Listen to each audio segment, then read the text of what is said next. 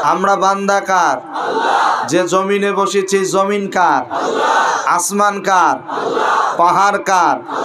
পর্বত কার? নদ নদী কার? গাছপালা কার? গোটা পৃথিবী কার? খাওয়া শেষে প্রশংসা করব কার? বাড়িতে গিয়ে প্রশংসা করব কার? মাহফিলে এসে প্রশংসা করব কার? ব্যবসায় লাভ হয়েছে প্রশংসা করব কার? স্ত্রীকে মারার সময় প্রশংসা করব কার?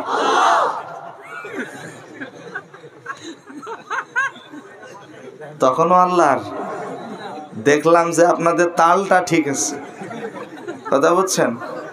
স্ত্রীকে মারার সময় প্রশংসা আল্লাহর নাকি করে? আল্লাহ হেফাজত করুন, জোরে বলেন আমিন। আর একটু জোরে বলেন।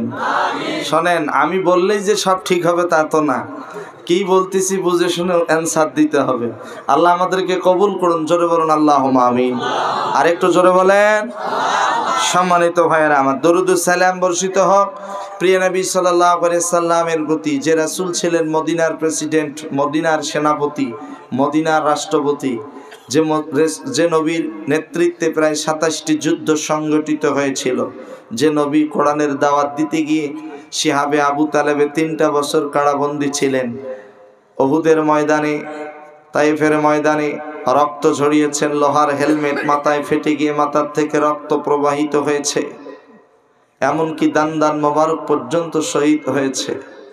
যে রাসূল কোরআনের দাওয়াত দিতে গিয়ে তাকে পাগল বলে আখ্যায়িত করা হয়েছিল, সেই রাসূলের আমরা উম্মত হতে পেরেছি। যে নবীর সুপারিশ ব্যতীত আমরা এখানে যারা বসে আছি, আমরা একজন আল্লাহর জান্নাতে যেতে পারবো? ডাবলিং হচ্ছে। সেই রাসূলকে ভালোবেসে মহব্বত করে প্রাণ ভরা দরুদ ও সালাম সকলেই মহব্বতে পড়ে নিচ্ছি সাল্লাল্লাহু আলাইহি ওয়াসাল্লাম। সম্মানিত হাজিরিন, আসেন আমি আপনাদের সামনে আল্লাহ পাকের পবিত্র মহাগ্রন্থ আল কোরআন থেকে ছোট্ট একটা সূরা তেলাওয়াত করেছি এবং সূরা আত-তাওবার 119 নম্বর আয়াতে কারিমা তেলাওয়াত করেছি। আল্লাহ তাআলা তৌফিক দান করলে আমার তেলাওয়াতকৃত আয়াতকে সামনে রেখে বিষয় ভিত্তিক কিছু কথা বলবার নিয়ত করেছি। আল্লাহ তাআলা আমাদেরকে বলার এবং আমাদের সকলকে মনোযোগ সহকারে শ্রবণ করার তৌফিক দান করুন। বলবেন না আল্লাহুম্মা আমিন? আরেকটু জোরে বলেন। জানতে চাচ্ছি, আমার ভাষা কি বুঝতে কষ্ট হচ্ছে? আমার কথা কি শোনা যায়? মাইকের আওয়াজ ঠিক আছে? কোনো সমস্যা নাই তো? যাদের মুখে কাপড় আছে, আমার সমস্যা, আপনারা মুখের কাপড়টা একটু নামায় ফেলবেন। আমি যখন মাঝে মাঝে প্রশ্ন করব যেন আপনাদের অ্যান্সার দিতে সুবিধা হয়। বলেন না আলহামদুলিল্লাহ? আর একটু জোরে বলেন আল্লাহু আকবার। জি মাশাআল্লাহ। মাঝে মাঝে সুবহানাল্লাহ, আলহামদুলিল্লাহ, আল্লাহু আকবার এগুলো বলতে পারবো তো ইনশাআল্লাহ? কারণ এই জন্যই বলবো, আজকের মাহফিল আমাদের জীবনের শেষ মাহফিল হতে, জোরে বলেন, পারে কি? পারে। গত কয়েকদিন আগে এক মাহফিলে বক্তব্য দিচ্ছি, স্টেজে ওঠার আগেই বলতেছে, হুজুর একজনের জানাজার নামাজ আপনাকে পড়াতে হবে, আপনি মুসাফির মানুষ, জানাজার নামাজ পড়িয়ে তারপর আপনি বক্তব্য দেবেন। আমি বললাম, কে মারা গিয়েছে? বলছে আমাদের জালসা কমিটির এক ভাই, যিনি সারাদিন কষ্ট করেছে, আসরের সময় হঠাৎ স্ট্রোক করে মারা গিয়েছে।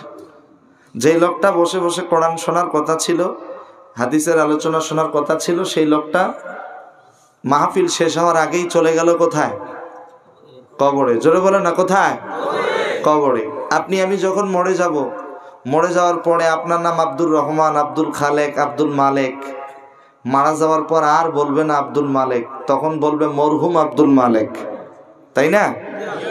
আপনি ঘরে আছেন, সবাই বলবে যে আব্দুল মালেক ঘর থেকে বের হও, কিন্তু আপনি যখন ওই ঘরে মারা যাবেন তখন আর বলবে না যে আব্দুল মালেককে তাড়াতাড়ি বের করো, বলবে লাশটা তাড়াতাড়ি বের করো। কি বের করো?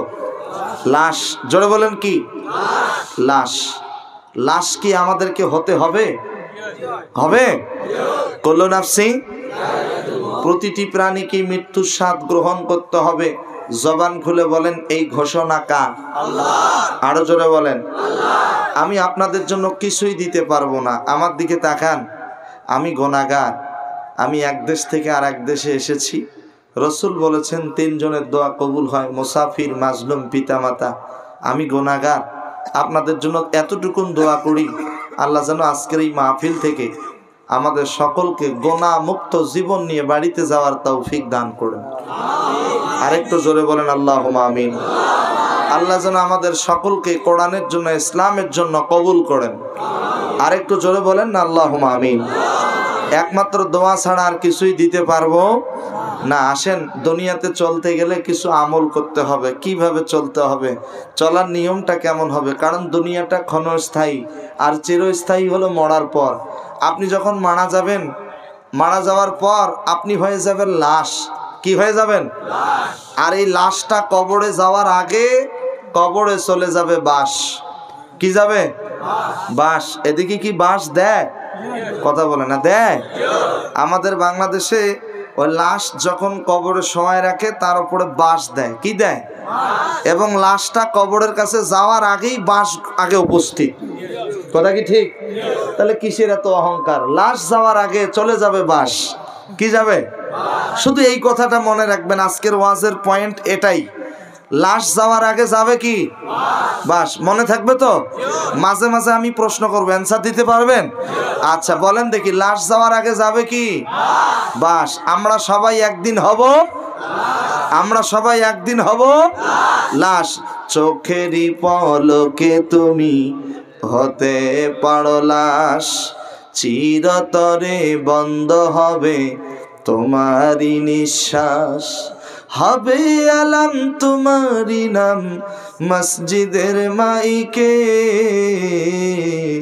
বাড়িওয়ালা নাই রে বাড়ি, নাই রে দুনিয়াতে, বাড়িওয়ালা নাই রে বাড়ি, নাই রে দুনিয়াতে, বাড়িওয়ালা নাই রে বাড়ি,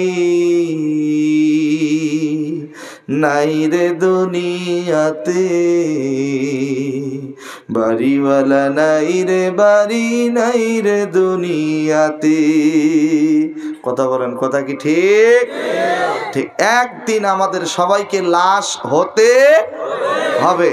এই রঙিন দুনিয়া, এই রঙিন পৃথিবী একদিন আমাদের সকলকেই ছেড়ে যেতে।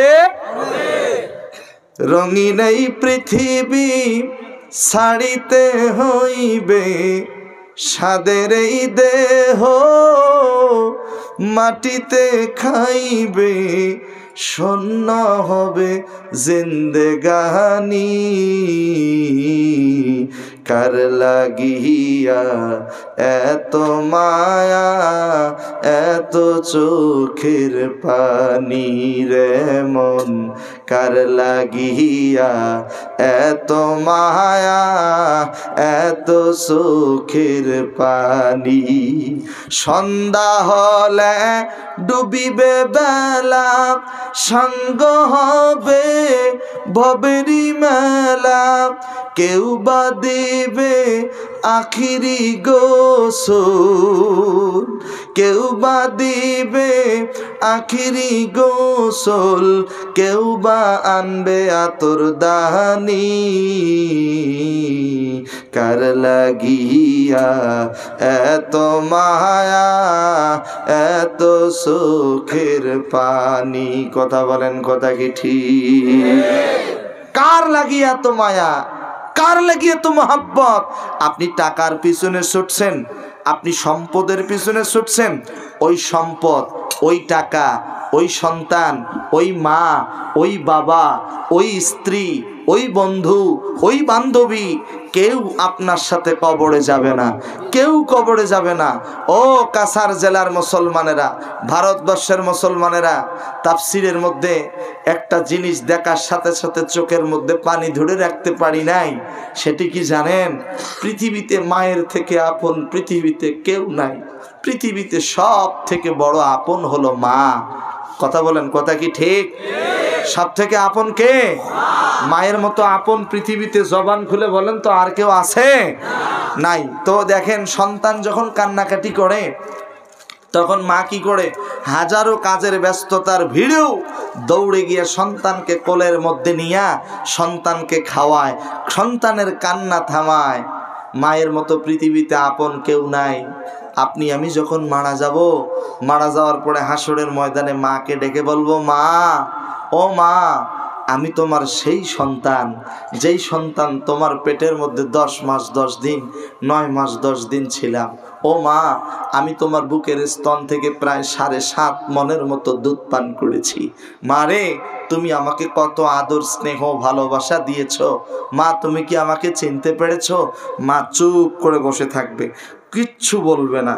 এরকম করে আপনি বলতে বলতে যখন আপনি ক্লান্ত হয়ে যাবেন, তখন মা ডেকে বলবে, আমার দুনিয়াতে কোনো সন্তানই ছিল না। কথা বোঝেন নাই মনে হয়? দুনিয়াতে আমার কোনো সন্তান ছিল না। আপনার মা আপনাকে পরিচয় দিতে চাবে না, আপনার বাবা আপনাকে পরিচয় দিতে চাবে না, আপনার সন্তান আপনাকে পরিচয় দিতে চাবে না। নিজের আমল নিয়ে নিজেকেই কবরে যেতে হবে। তাই আসুন আমরা যেন আমাদের জীবনটা একটু পরিবর্তন করতে পারি, পরিবর্ধন করতে পারি। আমরা যেন আমাদের চলার গতিটা যেন একটু চেঞ্জ করতে পারি, আমরা যেন জান্নাতের পথে চলতে পারি। আল্লাহ যেন সেই তৌফিক দান করেন। একটু জোরে বলেন, আর একটু জোরে বলেন। জান্নাতের পথে চলার দরকার, জবান খুলে বলেন তো, আছে না নাই? আছে। তবে আপনাদের জন্য সুসংবাদ। সেই সুসংবাদটা হলো কি, আপনাদের কাছ থেকে শুরুতেই জানতে চাই, একটু জবান খুলে বলেন তো, জান্নাতে যাওয়ার আশা আপনাদের আছে না নাই? এদিকে কোনো সমস্যা? হ্যাঁ, আপনি বসেন ভাই, বসেন, বসেন। আচ্ছা আচ্ছা, ঠিক আছে, আমি বুঝতে পারছি তো আপনাদের এখন আকর্ষণ কোরআনের দিকে, হাদিসের দিকে। বলেন না আলহামদুলিল্লাহ। এই ভালোবাসা কার জন্য? আপনারা কি আমার জন্য আসছেন? না, কার জন্য আসছেন? আল্লাহর জন্য, আল্লাহ রসুলের জন্য। বলেন না আলহামদুলিল্লাহ। এই যে মাদ্রাসার মাহফিলে আসছেন, মাদ্রাসাকে ভালোবাসা মানে রসুলকে ভালোবাসা। এই মাদ্রাসার ছাত্রদেরকে ভালোবাসবেন, রসুলকে ভালোবাসা হবে। সুবহানাল্লাহ বলবেন না? আল উলামা ওয়ারাসাতুল আম্বিয়া, উলামায়ে কেরামকে ভালোবাসবেন, রসুলকে ভালোবাসা হবে। রসুলকে যারা ভালোবাসবে, অমাইয়ুতির রাসূল ফাকাদ আতা আল্লাহ, সে ব্যক্তি স্বয়ং আল্লাহকে সম্মান করবে। আরেকটু জোরে বলেন। তাহলে আমাদের ভালোবাসা হবে কার জন্য? আল্লাহর জন্য। কিন্তু অত্যন্ত দুঃখজনক হলো, সত্য কথা কি জানেন, আজকে আমাদের ভিতরে মিল নেই, আজকে আমাদের ভিতরে মহব্বত নেই, আজকে আমাদের ভিতরে ঐক্যবদ্ধতা নাই। পৃথিবীতে যত জাতি আছে সবার মধ্যে ঐক্যবদ্ধতা আছে, একমাত্র মুসলিম জাতির মধ্যে ঐক্যবদ্ধতা নাই। এক দাড়িওয়ালা আর এক দাড়িওয়ালাকে দেখতে পারে না, এক টুপিওয়ালা আর এক টুপিওয়ালাকে দেখতে পারে না, এক আলেম আর এক আলেমকে দেখতে পারে না, এক মসজিদের ইমাম আর এক মসজিদের ইমামকে দেখতে পারে না, পীর সাহেব আর একজনকে দেখতে পারে না, এক পীর সাহেব আর এক পীর সাহেবকে দেখতে পারে না, এক মসজিদের সভাপতি আর এক মসজিদের সভাপতিকে দেখতে পারে না। আমি কি কথা একেবারে ব্যাঠিক বললাম? একেবারে ব্যাঠিক বলেছি? একজন আর একজনকে দেখতে পারে না। আজকে আমাদের ভিতরে কত দ্বন্দ্ব, কেউ হাত বাঁধে এখানে, কেউ হাত বাঁধে এখানে, কেউ আস্তে আমিন বলে, কেউ জোরে আমিন বলে, কেউ বলে নবী নূরের তৈরি, কেউ বলে মাটির তৈরি। এই নিয়ে কত গন্ডগোল রে ভাই। কেউ ছোট টুপি, কেউ বড় টুপি, কেউ দাঁড়িয়ে ক্যাম করে, কেউ বসে করে, এই নিয়েই আমাদের ভিতরে গন্ডগোল। শোনেন, দাঁড়িয়ে পড়ে না বসে পড়ে, ছোট টুপি না বড় টুপি, হাত এখানে বাঁধবো না এখানে বাঁধবো, এগুলো কিন্তু ইসলামের কোনো মৌলিক বিষয় নয়। এগুলো নিয়ে গন্ডগোল করা যাবে না। আমাদের ইসলামের মৌলিক বিষয়গুলো ঠিক আছে কিনা, আমাদের ইসলাম ধর্মে আমাদের আঘাত করতেছে, ইসলাম ধর্ম নিয়ে বাড়াবাড়ি করতেছে, সেই জায়গায় আমাদের গন্ডগোল নাই। আমাদের সমাজে একজন প্রকাশ্যে সুদ খাচ্ছে, সুদখোরের বিরুদ্ধে প্রকাশ্যে কথা বলতে পারি না, আমি নাচতে বলে না জোরে বলে, এই নিয়ে ঝগড়া। কথা কোন কথা ঠিক না বেঠিক? আরো জোরে বলেন। আমি আপনাদের কাছ থেকে জানতে চাই, দল মত নির্বিশেষে জবান খুলে বলেন, কে কোন তরিকা তা তো জানি না, আমাদের একটাই তরিকা, আমরা বিশ্ব নবীর উম্মত। কথা বলেন না কেন? আরো জোরে বলেন। আমরা কার উম্মত?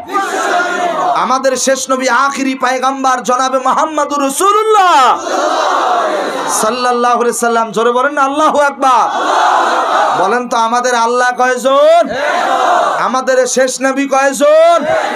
মক্কা কয়টা? মদিনা কয়টা? আমাদের প্রভু এক, এক নবীর উম্মত, জীবন বিধান এক, ওই শিবানী কোরআন।